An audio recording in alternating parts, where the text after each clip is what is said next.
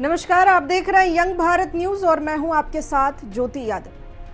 चीन, सिंगापुर और थाईलैंड के बाद कोरोना वायरस अब भारत के कई राज्यों में दस्तक दे चुका है। केरल, तमिलनाडु और महाराष्ट्र जैसे राज्यों में ये तेजी से फैल रहा है।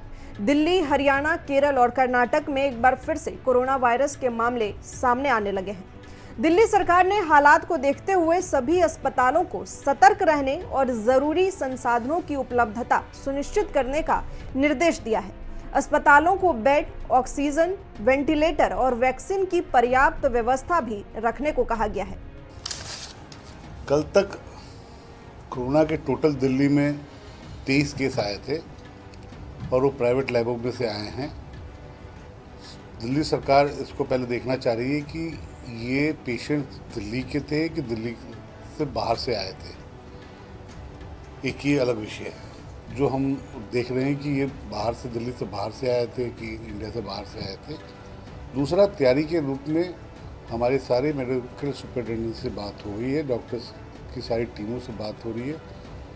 प्राइमरी किसी चीज़ के लिए दिल्ली सरकार तैयार, तत्पर है और किसी को पैनिक होने की इसमें ज़रूरत नहीं है, बिकॉज ये वेरिएंट ने अभी जो रूप दिखाया है वो एक नॉर्मल इन्फ्लुएंजा की तरह लगता है शुरुआती समय में, और बाकी जो एग्जैक्ट रिपोर्ट आएगी वो आपके सामने बीच में लेकर आएंगे। क्या ये संकेत है कि एक और लहर कोरोना वायरस की आ सकती है? राजधानी दिल्ली में एक बार फिर कोरोना वायरस ने दस्तक दी है। बीते कुछ दिनों में संक्रमण के नए मामलों में तेजी देखी गई है। इसे देखते हुए दिल्ली सरकार के स्वास्थ्य विभाग ने एडवाइजरी भी जारी कर दी है, जिसमें अस्पतालों को हर स्थिति के लिए तैयार रहने का निर्देश दिया गया है। एडवाइजरी में साफ तौर पर कहा गया है कि सभी अस्पतालों को बेड, ऑक्सीजन, एंटीबायोटिक्स, जीवन रक्षक दवाएं और वैक्सीन का स्टॉक उपलब्ध रखना होगा। साथ ही ये भी सुनिश्चित करना होगा कि सभी जरूरी उपकरण जैसे कि वेंटिलेटर, BiPAP मशीन और ऑक्सीजन कंसंट्रेटर पूरी तरीके से चालू हालात में हो। दिल्ली के साथ साथ कर्नाटक, हरियाणा और केरल से भी कोरोना के नए केस रिपोर्ट हो रहे हैं। इसमें केंद्र और राज्यों की सरकारें अलर्ट मोड पर आ गई है। स्वास्थ्य विशेषज्ञों का मानना है कि बदलता मौसम और लोगों की लापरवाही संक्रमण के मामलों में दोबारा वृद्धि का कारण बन सकती है।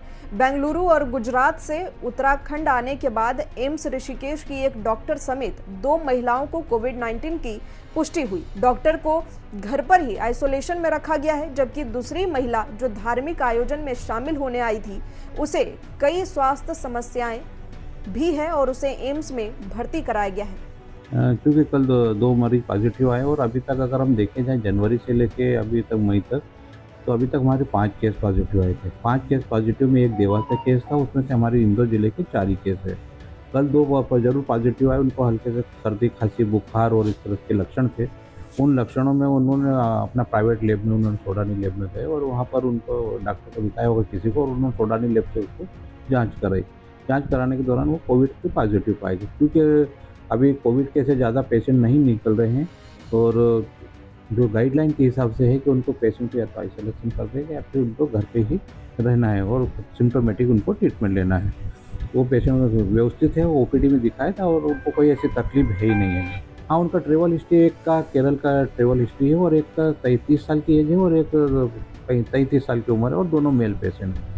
एडवाइजरी के अनुसार अस्पतालों को ये सुनिश्चित करना होगा कि सभी जरूरी संसाधन तत्काल उपलब्ध हों। इनमें ICU bed, PPE kit, mask, sanitiser, oxygen cylinder और PSA सिस्टम भी शामिल है। दिल्ली सरकार ने अपने स्तर पर निगरानी तेज कर दी है और ये भी तय किया गया है कि किसी भी आपात स्थिति में त्वरित कार्रवाई हो सके। अब आपको बता देते हैं कि इस महीने किस राज्य से कितने केस सामने आए हैं। केरल में मई में अब तक कोविड-19 के 273 मामले सामने आए हैं, जिनमें कोट्टायम में सबसे अधिक 82 मामले सामने आए हैं। अन्य जिले जिनमें सबसे अधिक मामले सामने हैं उनमें तिरुवनंतपुरम 73, एर्नाकुलम में 49, पथानमथिट्टा में 30 और त्रिशूर में 26 है। राजधानी दिल्ली से 23 मामले सामने आए हैं। वहीं अकेले मुंबई में कोविड-19 के 95 मामले दर्ज किए गए। ये एक महत्वपूर्ण उछाल है क्योंकि जनवरी से महाराष्ट्र में केवल 106 मामले ही दर्ज किए गए। 16 लोग वर्तमान में अस्पताल में भर्ती हैं। कर्नाटक में 35 सक्रिय मामलों में से 32 बेंगलुरु से हैं। पिछले 20 दिनों में मामले लगातार बढ़ रहे हैं। हरियाणा में कोविड-19 के 4 नए मामले सामने आए हैं, जिनमें 2 गुड़गांव और फरीदाबाद से हैं। इन सभी मामलों में ऐसे मरीज शामिल हैं जिनका हाल ही में कोई अंतर्राष्ट्रीय यात्रा का इतिहास नहीं है। सभी 4 मरीजों, 2 पुरुष और 2 महिलाएं में हल्के लक्षण और वे नियमित चिकित्सक देखरेख में घर पर ही क्वारंटीन हैं। अब जरा जल्दी से भारत में कोरोना की उस भयावह दौर को भी फिर से जान लेते हैं। भारत में कोविड-19 का पहला मामला 30 जनवरी साल 2020 को केरल में सामने आया था। यह एक मेडिकल छात्रा थी जो चीन के वुहान शहर से लौटी थी। शुरुआत में मामले धीरे धीरे आगे बढ़े, लेकिन मार्च 2020 में वायरस ने तेजी पकड़ ली। 24 मार्च 2020 को प्रधानमंत्री नरेंद्र मोदी ने देश भर में 21 दिनों के लिए लॉकडाउन की घोषणा की। बाद में ये कई चरणों में आगे बढ़ गया। यह लॉकडाउन इतिहास का सबसे बड़ा था, जिसमें देश की 33% आबादी सीधे प्रभावित हुई। अप्रैल 2021 की दूसरी लहर के दौरान मामलों की संख्या 4 लाख के ऊपर चली गई और मौतों का सिलसिला भयावह हो गया। लाखों लोग बेरोजगार हो गए। विशेष रूप से दिहाड़ी मजदूरों, प्रवासी श्रमिकों और असंगठित क्षेत्र पर बुरा असर पड़ा। जीडीपी में भारी गिरावट आई। भारत ने 16 जनवरी 2021 से टीकाकरण की शुरुआत की। भारत ने 200 करोड़ से ज्यादा वैक्सीन डोज लगाकर एक नया रिकॉर्ड बनाया। ओमिक्रॉन वेरिएंट ने एक बार फिर से जनवरी 2020 में तीसरी लहर की शुरुआत कर दी। अब लोगों को सतर्क रहने की सलाह दी जा रही है। हालांकि वर्तमान मामलों की संख्या पहले की तुलना में बहुत कम है, लेकिन विशेषज्ञ इसे हल्के में लेने की सलाह नहीं दे रहे हैं। खासकर बुजुर्ग, गर्भवती महिलाएं और पहले से बीमार लोग इस संक्रमण के प्रति ज्यादा संवेदनशील होते हैं। कोरोना से बचाव के लिए क्या करना है आपको? मास्क पहनना एक बार फिर से जरूरी हो सकता है।